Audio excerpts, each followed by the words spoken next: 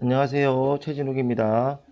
오늘 독서 시간에는 인문과 관련된 그 글을 보도록 하겠습니다. 그동안 선생님이 얼굴이 나와가지고 많이 불편하셨죠? 오늘은 얼굴이 나오지 않습니다. 근데 이게 녹화를 하다 보니까 목소리가 많이 차분해지고 좋은 점인가 나쁜 점인가 잘 모르겠습니다. 아무튼 처음 사용해 보는 거라서 여러분들이 많이 어색할 수도 있고 셈이 어색한 거죠. 많이 버벅될 수 있습니다. 선생님이 좀 이해해 주시기 바랍니다. 그러면 지금부터 수업 시작하도록 하겠습니다. 자, 오늘은 그 생물학자 윌슨이라는 사람의 글에 대한 이 사람의 이론에 대해서 인문학자들이 어떠한 비판을 했는가 하는 부분이 중심인데 우선은 여러분들은 이 글을 좀 읽어 주기를 바랍니다. 읽는데 한 5분, 3분 정도면 될 것 같아요. 지금부터 잠시 멈춰두고 바로 한번 쭉 읽고 그리고 같이 셈하고 시작하도록 합시다. 자, 지금부터 5분 지났다고 생각하고 셈은 다시 수업 시작하도록 하겠습니다. 자, 우선 윌슨이라는 사람이 누군지 좀 알아야 될 것 같아요. 자, 한번 볼게요. 윌슨은 이제 여기서는 에드워드 윌슨이죠. 생물학자입니다. 뭐 크게 어떤 일을 하셨는지 뭐 이거는 중요하지 않은데 요 글을 셈이 선택한 이유는 여러분들이 그 중간고사 때 쳤던 최재천 씨의 글 기억나나요? 통섭에 뭐 어떤 글을 해야 뭐 학문을 해야 되니 뭐 이런 사람 이야기 나왔었어요. 최재천 씨의 스승님입니다. 에드워드 윌슨이요. 그래서 이 글도 통섭에 관한 글이기도 하고요. 그래서 좀 연관이 될 것 같아서 선정을 했어요. 뭐 이런 사람이 있다 이 정도만 알아두시면 될 것 같고 여러분들 뭐 필요하시면 위키 들어가가지고 여기 찾아보시면 될 것 같아요. 어떤 일을 하셨는지.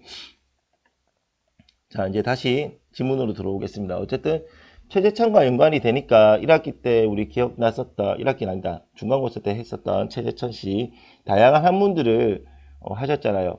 생물학자인데도 불구하고 어릴 때는 인문학을 통해서 다양한 상상력을 키우기도 했고 그런 것들이 나중에 어떻게 됐었다?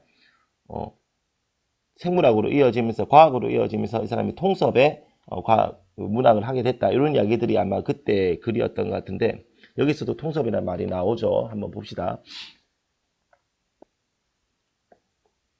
자, 생물학자인 윌슨은 21세기 과학기술의 시대에 인류가 당면한 여러 문제들은 복합적인 성격을 띠고 있어서 어느 한 가지 학문만으로는 그것을 해결할 수 없다고 보았다. 이에 그는 다양한 학문 간 통섭을 대안으로 제시했는데 그가 말한 통섭이란 물리학, 화학, 생물학 등 자연과학과 철학, 심리학 등 인간을 연구 대상으로 삼는 인문학을 통합하여 하나의 지식 체계를 형성하는 것을 의미한다라고 되어 있습니다. 자, 우선 딱 눈에 보이는 하나의 내용 전개 방식이 있어요. 뭔가요? 여기 나오는 통섭이란 의미한다 해가지고 이건 뭘까요? 바로 통섭의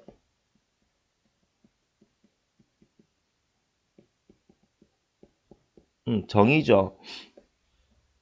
이 정의라는 것을 사용하고 있다라는 걸 알 수가 있습니다. 그리고 또 보시면 지금 사실은 요 21세기부터 시작해서 없다까지 묶으면요. 요거는 바로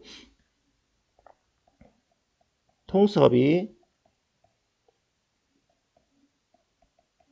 나오게 된 배경이 되겠죠. 그리고 바로 이 통섭이란 것은 당연히 이 글에서 통섭이 제일 중요하죠. 이제 이 통섭은 바로 이 배경, 이런 문제점에 대해서 뭐라고 할 수 있을까요? 해결 방안이다라고 할 수가 있을 것 같습니다. 그리고 어쨌든 지금 생물학자 윌슨은 이런 것들을 21세기 과학기술에 닮만한 여러 가지 복합적인 문제의 성격들을 통섭으로 해결하자라는 이야기를 한 거네요. 그래서 이 글을 어떤 중심 내용이 뭐라고 하면 이렇게 할 수 있을 것 같아요. 여기 내용 구조로 되어 있지만 요거를 중심 내용으로 바꿀게요. 양식이 선생님 보충 수업 때 하는 양식이라 가지고 있습니다. 자, 우선 이 글은 통섭이 나오게 된 배경과 학문관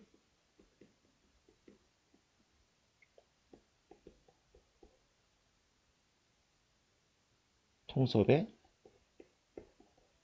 정의라고도 할 수가 있겠네요. 그죠? 자, 그러면 이제 그 다음 부분 한번 보도록 합시다. 아직 선생님이 이게 좀 적응이 안 돼가지고요. 어떻게 하는지 잘 모르겠어요. 아, 이렇게 하면 끄는군요. 자, 그 다음에 조금 내릴게요. 자, 야, 이게 되게 편하네요. 그동안 나는 왜 그동안 그 고생을 하고 있었지? 아, 자, 잠시만요. 자, 이제 이어서 하겠습니다. 자, 인문학과 자연과학이 어떻게 만날 수 있을까?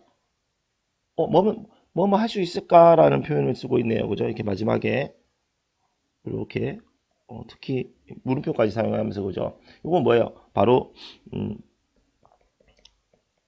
의문의 형식으로 뭘 하고 있어요, 지금? 독자들의 야, 신기한 거 생겼다. 이거 뭐지? 아니, 나 이거 없애주세요. 비켜. 이거 하면 되나? 뭐야? 파란색. 이렇게 다시 잠깐만요. 네, 방송 사고가 일어났습니다. 이상한 게 생겨가지고 다시 써야 됩니다. 죄송합니다. 어쨌든 이 부분은 지금 의문을 통해서 의문의 형식으로 독자들의 뭐를 유발해요? 그렇죠. 흥미를 유발하고 있습니다. 자, 그 다음에 윌슨의 통섭을 지탱해 주는 것이 바로 하원헌주의인데, 자, 앞 문단에서 가장 중요한 게 통섭이란 말이었다면 요번에는 한원주의란 말이 되게 중요하게 보이겠네요. 그죠? 아, 요거 사용하면 좀 더 예쁘게 나타날 것 같아. 우와. 야, 아니네요. 하여튼 뭐 어쨌든 자, 중간중간 내가 실험을 하더라도 그냥 저 인간이 저런갑다 생각하고 그냥 넘어가세요. 자, 그 다음에 이는 복잡한 대상을 구성하는 근본적인 요소를 밝히라는 노력으로 윌슨은 모든 존재의 근본적 요소는 관찰과 실험을 통한 자연과학적 법칙으로 설명이 가능하다고 주장한다라고 됐습니다. 자, 요 부분은 바로 이제 자, 윌슨은부터 시작해서 주장한다. 요 부분은 자, 요 부분이겠죠. 요 부분은 환원주의를 설명하고 있는 부분입니다.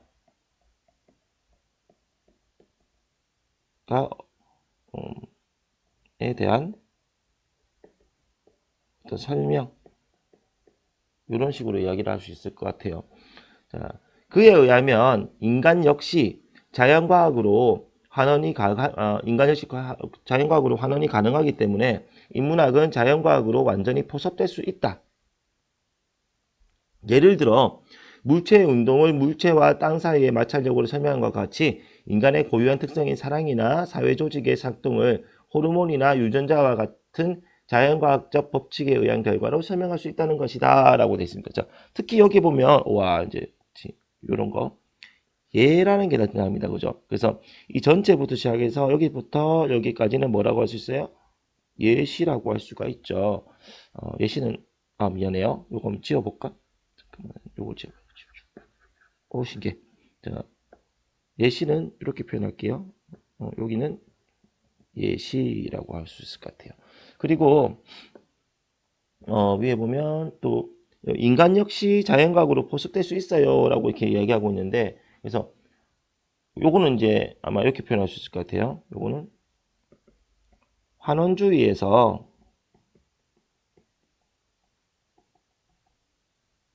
에서의 통섭의 의, 뭐 이 정도로 이야기할 수 있겠네요. 그죠?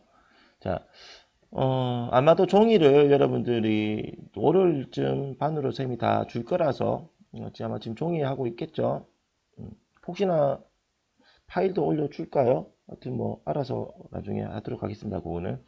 자, 그러면 우리가 과연 이 환원주의라는 게 무엇인가에 대해서 좀 이야기를 한번 해봐야 될 것 같아요. 그래서 환원주의도 쌤이 좀 찾아놨는데 한번 봅시다. 이건 좀 지워야겠네요. 자, 환원주의는 여기 나온 것처럼 다양한 현상을 기본적인 하나의 원리나 요인으로 설명하는 경향. 그래서 A라는 이론을 사실은 현상에 대해서 이것과 상관없는 B라는 다른 그 이론으로 설명할 수 있다는 건데 우리 사실 배우긴 했어요. 기억나는지 모르겠지만 우리 그 아이스 신잡에 나왔던 그 카시트 교수님 있죠? 그분이 하셨던 우리 사랑의 오해라는 그 글이 있었습니다. 거기 보면 사랑에 대해서 뭘로 이야기하고 자연과학적으로 설명하고 있죠. 이런 것들을 하원주의라고 할 수 있을 것 같아요. 어쨌든 뭐 이런 게 있다. 이 정도 기억하면 되고 통섭도 또 조금 더 찾아보면 통섭과 전체를 도맡아 할 수 있는 뭐 이렇게 해가지고 여기는 통섭은 지식의 융합이다라는 이야기가 여기 지식백과에도 나와 있네요. 이런 내용이다라는 걸 좀 기억하시면서 그 다음 부분을 보시면 될 것 같습니다. 다시 넘어갈게요. 야, 근데 요게 훨씬 시간이 빠르네요. 선생님이 직접 찍을 때는 뭐 조금만 수업을 해도 시간이 막 20분 막 지나갔는데 벌써 지금 한 3분의 1은 넘었는데 11분밖에 안 됐어요. 야, 이게 참 신기하고 좋네요. 아, 내가 얼굴이 안 나오니까 헛소리를 안 하는군요. 그죠? 이것도 헛소리긴 한데 아무튼 그래요. 야, 이거는 좀 신기하긴 합니다. 선생님이 지금 이제 학교에서 각 국어 교과나 영어 교과 각 교과마다 이렇게 와콤 타블렛이라는 걸 주셨거든요. 그래서 이 태블릿에 지금 노트북에 나오는 그 화면이 그대로 나오고요. 내가 이게 필기를 할 수 있어요. 야, 참 세상이 참 좋아졌습니다. 야, 이게 집에 갖고 가고 싶어요. 하지만 그렇게 하면 하여튼 그쵸, 공공기물을 내가 들고 가는 것이기 때문에 그렇게 하면 안 될 것 같아요. 자, 시간이 남아들어서 천천히 하고 있습니다. 자, 이제 그 다음 부분 한번 보도록 하겠습니다. 3문단입니다. 3문단. 3문단 하기 전에 좀 전에 여기 그쵸, 여기 중심 내용을 선생님이 안 했네요. 자, 중심 내용도 글자로 쓰지 않고 치면 될 것 같아요. 아우, 참 좋아. 그죠? 자, 요 동심 내용은 이렇게 하면 될 것 같아요. 모든 대상을 자연과학의 입장에서 이해하고자 하는 윌슨의 환원주의. 뭐 이렇게 할 수 있을 것 같아요. 보기가 좀 그런가? 중앙으로 바꾸면 좀 더 보기 좋네요. 자, 모든 대상을 자연과학의 입장에서 이해하고자 하는 윌슨의 환원주의가 이제 이번 두 번째 문단의 중심 내용이 될 것 같습니다. 자, 넘어갈게요. 자, 이제 4번째 문장 가보겠습니다. 지금까지는 윌슨이 말했던 통섭이나 학문 통섭의 이론적 배경인 어떤 환원주의에 대한 이야기가 나왔다면 지금부터는 그 이제 윌슨의 주장을 인문학자들이 비판을 해요. 자연과학으로 어떻게 인문학을 설명할 수 있느냐 이런 이야기들이 나타나거든요. 조금 전에 쌤이 갑자기 잠깐 멈췄던 이유는 난 녹화가 안 되고 있는 줄 알았어요. 되고 있었네요. 자, 그러면 그 앞에 쓸데없는 소리 한 것도 다 녹화가 되고 있었겠구나. 이따 한번 확인을 해봐야겠습니다. 자, 읽겠습니다. 이러한 윌슨의 주장은 많은 학자들의 관심을 끌었지만 동시에 인문학자들의 뭘 받기도 했대요. 비판을 받기도 했대요. 그게 제일 중요한 거죠. 선생님, 그 뭐야? 이거 아닌데? 자, 이렇게 봐. 여전히 버벅대고 있습니다. 자, 저 여기 나처럼 비판을 받았어요. 그러면 어떤 이유로 비판을 받았느냐라는 게 이제 나타나야겠죠. 한번 보겠습니다. 인문학자들은 인문학의 대상과 자연과학의 대상은 동일하게 취급할 수 없음을 지적하며 통성이 불가능함을 설명한다라고 되어 있습니다. 자, 여기 보시면 지금 그렇죠? 인문학자들은 인문학의 대상과 자연과학의 대상은 아이고 글자가 참 색깔이 지워야지. 자, 어, 자, 취급할 수 없음을 지적했다 이렇게 나 있습니다. 요거는 이제 굳이 이게 인문학자들이 비판 근거가 돼요. 그래서 요거는 이렇게 적어둡시다. 환원주의에 대한 비판 근거라고 합시다. 근데 여기 밑에 내려가면 사문단에서 근거 한 개 더 나와요. 그래서 여기다가 근거 1이라고 해두겠습니다. 자, 그 다음에 밑에 부분. 인간은 자연물과 달리 자연과학적 법칙의 지배를 아니네요. 그렇죠. 법칙의 지배를 받기만 하는 존재가 아니라 동시에 어떤 의도와 목적을 가지고 선택하며 살아가는 존재이기 때문이다. 라고. 자, 이 부분은 지금 바로 위에 나오는 이 비판 근거. 인문학자들은 인문학의 대상과 자연과학의 대상은 동일하게 취급할 수 없다라는 부분에 대한 뭐가 될까요? 이유가 되죠. 그죠? 비판 이유. 자, 예를 들어서 물체의 낙하는 중력이라는 자연과학적 법칙으로 충분히 설명이 가능하지만 번지 점프와 같은 인간의 낙하는 중력보다는 신체 단련이나 즐거움 등 개인의 특별한 목적, 그쵸? 이런 목적이 다르기 때문에 중요한 원인으로 작용할 수 있다라는 이야기를 하는 거죠. 여기도 지금 뭐가 나타나요? 예시가 드러나네요. 이 글은 예시가 참 많은 글입니다. 그러면 당연히 이 글의 특징 중에 하나가 서술사의 특징이 뭐가 될까요? 예시를 쓰고 있다. 그 다음에 비판 근거를 제시하고 있다. 원인을 제시하고 있다. 정의도 제시하고 있고요. 그 다음에 뭐 어떤 배경도 제시하고 있고요. 뭐 그런 것들 다 가능하다는 걸 알 수가 있죠. 이게 사실은 이제 쌤이 지금 위에 걸 비판 근거라고 하긴 했는데 뭐 비판 근거로 볼 수 있습니다. 근데 근거의 정확한 뜻을 찾아보면 근거는 뿌리가 되는 증거를 말하거든요. 그래서 사실은 보통 우리 국어학에서 근거를 한글로 찾아보면 까닭이에요. 이유도 찾아보면 까닭이고요. 그래서 조금 더 정확하게 어떤 의미를 찾아보면 영어로 치면 근거는 이제 증거를 뜻하는 evidence고요. 그 다음에 이유는 reason이죠. reason. 발음이 이상합니다. 근데 증거의 요건은 그거예요. 실체적인 거, 눈에 보이는 것, 그 다음에 증명할 수 있는 것, 그런 것들 말합니다. 그래서 그런 의미에서 봤을 때 이 부분은 근거라고 보기 애매할 수도 있습니다. 근거가 되려면 이런 식이에요. 뭐 무단 횡단을 하지 말아야 된다. 그 이유는 어, 교통법규를 지켜야 하기 때문이다. 그리고 그 근거로 뭐 이런저런 법칙이라든지 법률 같은 걸 제시하면서 그렇게 보통 나가는 게 일반적이거든요. 근데 뭐 사실 또 이 부분을 그렇다고 근거가 아니다라고 하기는 좀 애매하긴 해서 우선은 근거로 보겠습니다. 근데 이 부분을 만약에 색깔 좀 다르게 표시할게요. 이 부분을 만약에 이걸 주장이다 해버리면 그렇게 해도 특히 틀리다고 할 수가 없어요. 왜냐하면 지금 쌤이 우선은 위에 비판한다 이 부분을 주장으로 봤기 때문에 이거 지금 주장으로 봤기 때문에 요거를 근거로 봐고 그 다음에 밑에 걸 이유로 봤는데 만약에 비판하는데 요게 주장이라고 봅시다. 인문학자들은 취급할 수 없다라고 주장을 했어요. 그럼 뭐가 될까요? 이 주장에 대한 밑에 거는 이유가 됩니다. 그러니까 어쨌든가 이게 근거든 주장이든 이건 뭐예요? 요거는 이유가 맞아요. 그죠? 무조건 이유밖에 안 됩니다. 뭐 그런 것들은 좀 알아두시면 좋을 것 같아요. 물론 이제 여러분에게 적어도 이걸 근거냐 이유냐 이렇게 물어보지는 않습니다. 시험에서.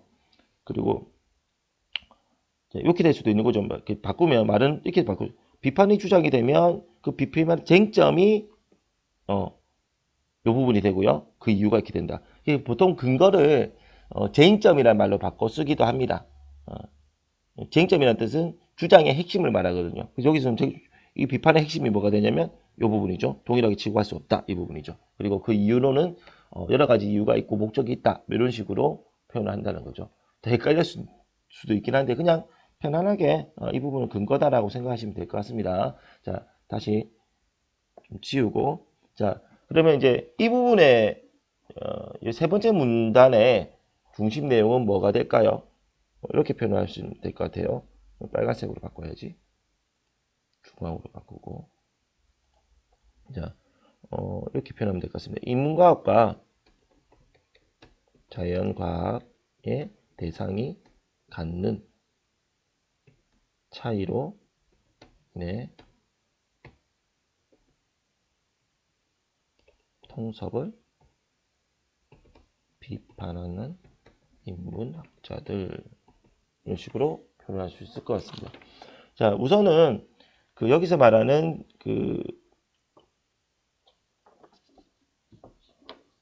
여기서 말하는 색깔을 요걸로 할까요? 대상이 그렇죠. 이 차이가 뭐예요? 잘 안 보이네.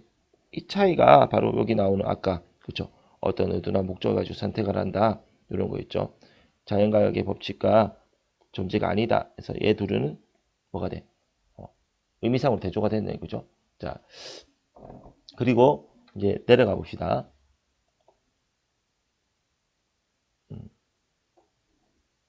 지우고. 자, 이번에는 네 번째 문단입니다. 다음으로 인문학자들은 인문학이 탐구하는 대상의 본질은 관찰과 실험을 통해 파악되는 객관적 실체가 아님을 지적한다. 이 부분도 뭐가 될 수 있냐면요. 이 부분도 두 번째 뭐가 될까요? 이 부분은 인문학이 탐구하는 대상은 객관적 실체가 아니야 라고 하면서 요거는 환원주의 대한 비판 근거 2가 됩니다. 그러면 이 말은 아까 앞에 3문단으로 하면 또 뭐도 할 수 있어? 비판의 주장으로 하면 이거 쟁점이라도 볼 수 있죠. 쟁점 두 번째라고도 볼 수 있습니다. 그럼 당연히 이제 쟁점이 나왔어. 근거가 나왔어요. 그러면 다음 거는 뭘까요? 요거는 이 부분은 자, 인간의 마음이나 정신은 물리적 현상처럼 객관적으로 관찰하기 어렵고 사람마다 다 다르기 때문이다 하는 부분은 이제 비판의 이유가 되겠네요. 자, 다시 한번 말하지만 근거와 이유를 크게 구분할 필요는 없긴 합니다. 근데 여러분 알아야 될 거는 그거예요. 어떤 주장에 대해서 근거를 제시하면 뭐가 높아질까요? 자, 주장에 대해서 근거를 제시하지 않았어요. 그러면 뭐가 돼요? 그러면 뭐가 떨어질까? 타당성이 떨어질 수밖에 없습니다. 그러니까 근거를 제시했어요. 근데 그 근거를 제시하면 뭐가 올라갈까요? 타당성이 반대로 올라가겠죠. 그죠? 근데 근거를 그냥 제시한 것만으로 타당성이 올라가는 건 아니고 정확히 말하면 이 근거가 어때야 돼? 어때? 신뢰로 와야 되고 신뢰성도 있어야 되고요. 이 근거는 또 뭐가 있어야 될까요? 정확성도 있어야 되고요. 그 다음에 객관성도 있어야 되겠죠. 뭐 이런 것들이 다 높아야지 근거가 타당성이 생기는 거죠. 그리고 이 주장도 믿을 만해지는 거고, 그 다음에 따라할 수 있고, 실현 가능성도 있어야 되고, 이런 것들이 이제 포함한다는 건데, 어떤 글에서는 이렇게 하기도 해요. 이 근거라는 게, 또 이렇게 됐다. 자, 이 근거라는 게, 어떤 주장이 있고, 주장에 대한 이유가 있고요. 그 뒤에 그 이유에 대한 근거가 있어야 된다. 이렇게 말을 하기도 하거든요. 일반적으로. 이건 이제 논리학에서 말하는 건데, 어쨌든 뭐, 그냥 우리가 여러분들이 기억하기로는 이유라는 거는 조금 더 포괄적인 의미라고 보시고, 근거는 증명이 가능한 것이라고 보면 될 것 같아요. 증명 가능한 것. 예를 들면, 저기, 아까 말했던 법률이라든지, 혹은 어떤 전문 서적에 있는 거라든지 뭐 이런 것들을 말한다고 하시는 게 좀 더 정확할 것 같긴 해요. 그러면 지금 선생님이 사실 근거라고 적고 있긴 하지만 이거는 조금 더 쟁점에 더 가깝다라고 보는 게 좀 더 맞을 것 같긴 하네요. 자, 어쨌든 뭐 지금 우선은 근거라고 적었으니까 그냥 근거로 갑시다. 자, 그다음에 이거 좀 지우고 어디까지 했더라? 자, 어쨌든 여기 이 부분이죠. 아까 이 부분이 근거고 비판하는 근거입니다. 그러니까 그냥 근거가 아니고요. 비판 근거고 그 다음에 이 부분이죠. 이 부분 때문이다. 이유입니다. 근데 참 고맙게도 우리가 보는 글에서 이 원인이 되는 부분 있죠. 이유가 나타나는 부분은 꼭 이렇게 때문이다라는 말을 꼭 넣어줘요. 그래서 여러분이 판단하기에 그렇게 어렵지는 않습니다. 그러니까 그런 거죠. 우리는 교통법규를 잘 지켜야 한다. 그 이유는 사람의 생명을 알게 되면 살인 행위를 하면 안 된다라고 했을 때 주장을 했을 때 그 이유는 사람의 생명은 소중하기 때문이다라고 되면 요거는 뭐가 될까요? 이유가 되는 거죠. 그리고 그 근거로 가면서 이제 그 전에 있었던 어떤 사건이라든지 사고라든지 뭐 이런 것들을 보여주면 되겠죠. 혹은 그 뭐라고 하죠? 살인이 아니고 사형 그렇죠. 사형 집행을 금지해야 된다. 그 이유는 사람의 생명은 존중되어야 하기 때문이다. 그 근거로 어쩌고저쩌고 어떤 근거를 든다니까요. 사형 집행을 했을 때와 안 했을 때의 어떤 차이점을 드러내주면 되겠죠. 어떤 수치라든지 통계 같은 것들 중에서. 그러면 이제 근거랑 지금 이유의 좀 차이점을 조금 알겠나요? 이유는 보통 이제 그 어떤 증거랑 상관없이 사람의 어떤 마음이라는 태도도 포함한다고 볼 수 있을 것 같아요. 자, 그 다음에 또 읽겠습니다. 따라서 자연과학의 대상 인식 방법인 관찰과 실험은 인문학에서는 대상의 본질을 연구하는 충분한 방법이 되지 못한다. 인문학자들은 관찰의 주체가 아닌 관점에 따라 대상은 다르게 인식될 수 있으며 관찰자의 관점이 배제된 객관적 대상이란 존재하지 않는다고 본다라고 하면서 자, 이 부분은 지금 이 부분 메시는 아니고요. 요거는 이제 대상에 대한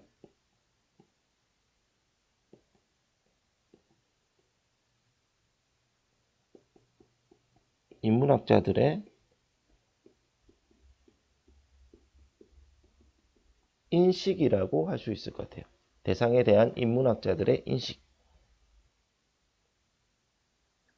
그러니까 요 지금 4분단 같은 경우는 그 인문학에 바라보는 대상과 그다음에 자연과학이 바라보는 대상이 다른 방법으로 지금 인식되고 있다는 거죠. 같은 대상이라 하더라도 똑같은 사과라 하더라도 똑같은 돌이라 하더라도 그걸 관찰하고 실험하는 방법들이 자연과학에서 하는 거랑 그다음에 인문학에서 하는 건 다르다라니까 곧 뭐라는 거예요. 곧 지금 인문학자들은 환원주의로 못한다.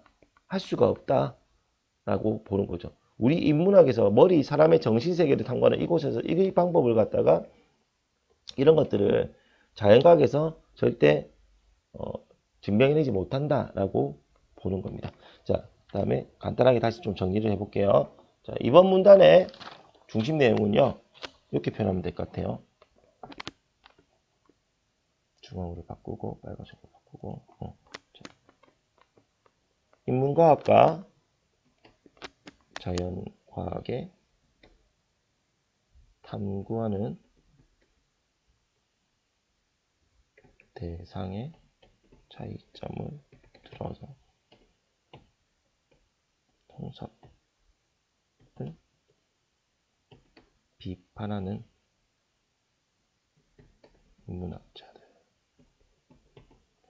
자, 쌤이 요 글을 왜 선정을 했을까요?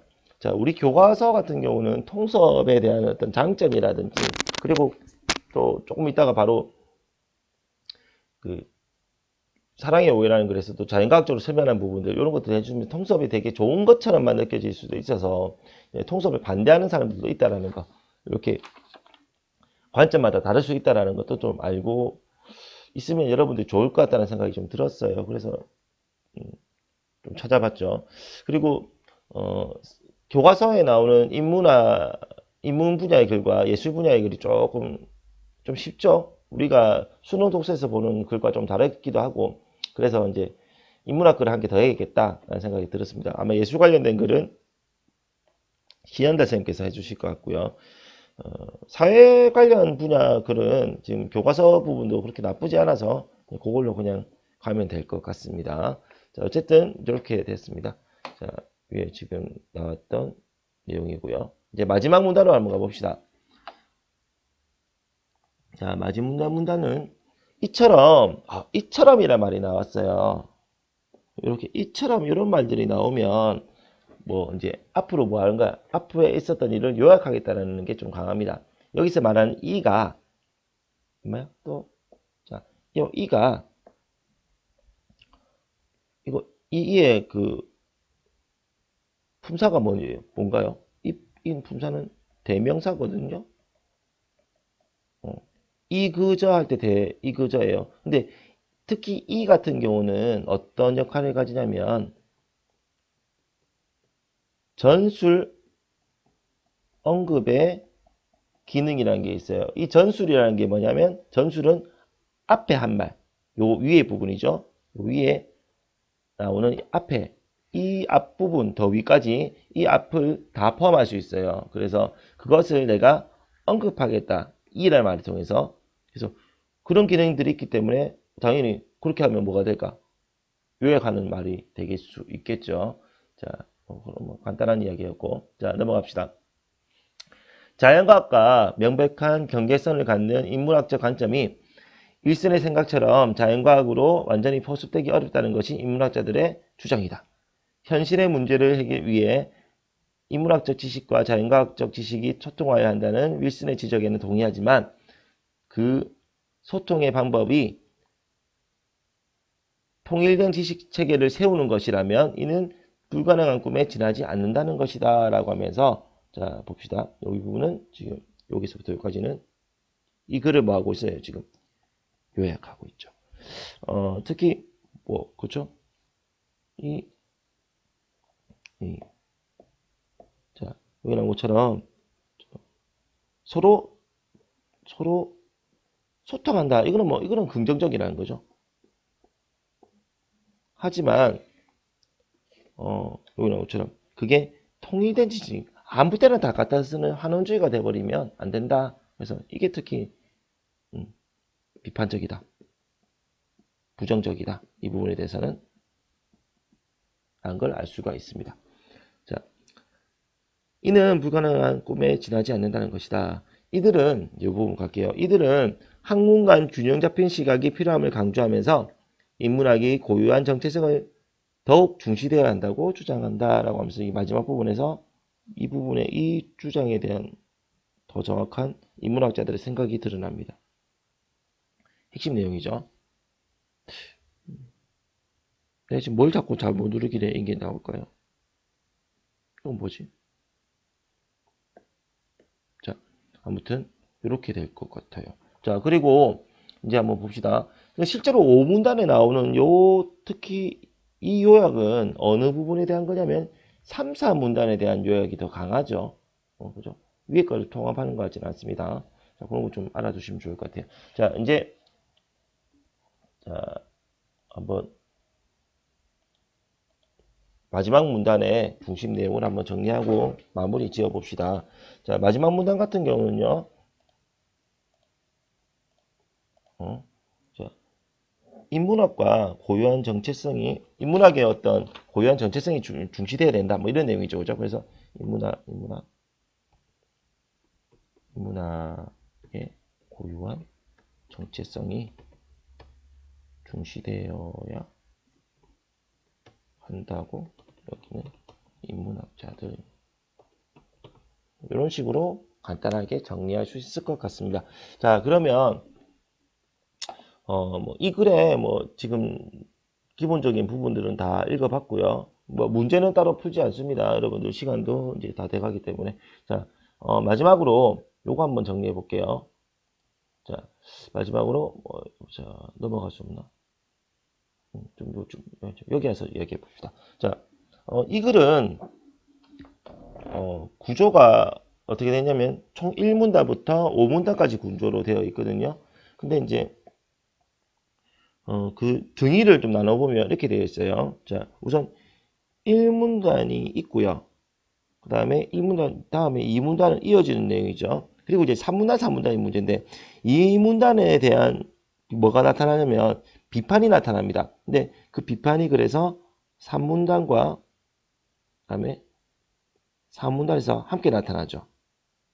그리고 다시 이거를 뭐 할 수 있어요? 요거를 통합하는 내용이 이렇게 하지 맙시다. 좀 지울게요. 다시 이렇게 위아래로 표현하는 게 더 나을 것 같아요. 자, 1문단이 있고 2문단이 있고 다시 이걸 이렇게 3문단과 4문단에서 뭐 하고 있어요? 비판하고 있죠. 그리고 마지막에 이런 식으로 5문단이 나타나면서 요약하는 관계. 왜 옆으로 삐뚤어지고 있을까요? 모르겠습니다. 미안합니다. 어쨌든 이 부분은 뭐야? 비판하고 있는 부분. 비판 그리고 근거를 든 그런 부분입니다. 마지막에 요약하고 있었고요. 자, 이런 것들 위에서는 뭐가 나타났어? 배경이라든지 혹은 정의, 뭐에 대해서 통섭에 대해서, 그리고 이거는 이제 관원주의 이야기가 여기서 들어왔죠. 어떻게 방법적으로 어떻게 할 것인가 뭐 이런 것들이 나타났었습니다. 여기까지 하고 이제 보충 수업이 아니다. 여러분들 뭐죠? 원격 수업 끝나고 돌아오면 이제 한 1, 2주하고 바로 시험이죠. 그래서 원격 시험 수업 기간 동안 좀 여러분들 열심히 해서 좋은 결과 있기를 바랍니다. 특히 독서 같은 경우는 이렇게 외부 지문들을 지금 다 원격 수업 때 하기 때문에 이때 열심히 들어두셔야지 시험에 잘 대비할 수 있을 것 같습니다. 자, 고생했고요. 우리 학교에서 만나도록 합시다. 안녕.